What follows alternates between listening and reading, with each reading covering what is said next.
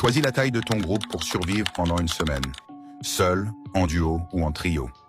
Identifie les personnes en qui tu aurais confiance pour survivre avec toi. Si tu es seul, ton lieu est la cantine. Tu as un accès total à la cantine. Aucune autre pièce n'est disponible. Les conditions de sommeil sont mauvaises. Les tables et les bancs peuvent servir pour se reposer. La nourriture est abondante, mais de mauvaise qualité. Les repas sont servis 3 fois par jour. Petit déjeuner, déjeuner et dîner. Une cantinière sert chaque repas. Chaque assiette doit être entièrement terminée. Parfois, une nourriture de meilleure qualité apparaît, mais c'est rare. Ne pas finir un repas déclenche une surveillance.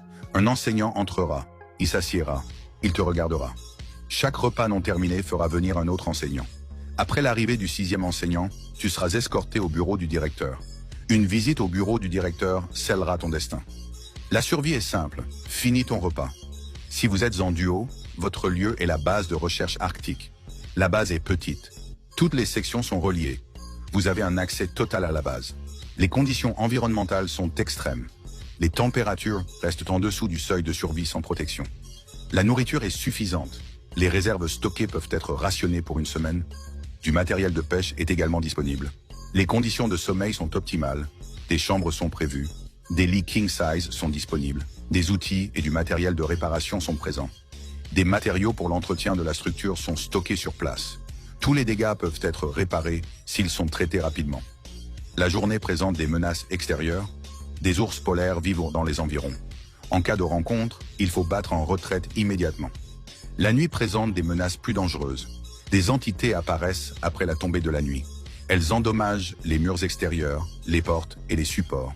Si les réparations ne sont pas effectuées le lendemain matin, la base ne survivra pas à la nuit suivante.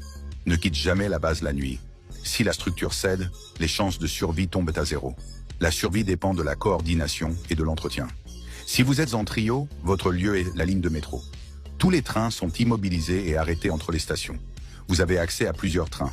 Les ressources sont limitées. La nourriture et l'eau ne sont pas stockées de manière centrale. Les ressources doivent être récupérées en fouillant. Les sacs personnels des passagers sont encore à bord. Certains contiennent de la nourriture ou de l'eau, la plupart non. Rationne tout ce que tu trouves. Le déplacement entre les trains est possible. Les rails sont sombres. L'éclairage varie selon les rames. Dans les trains bien éclairés, les ressources sont rares. Les trains peu éclairés ou plongés dans l'obscurité contiennent davantage de ressources. Y entrer est facultatif, mais le risque augmente fortement.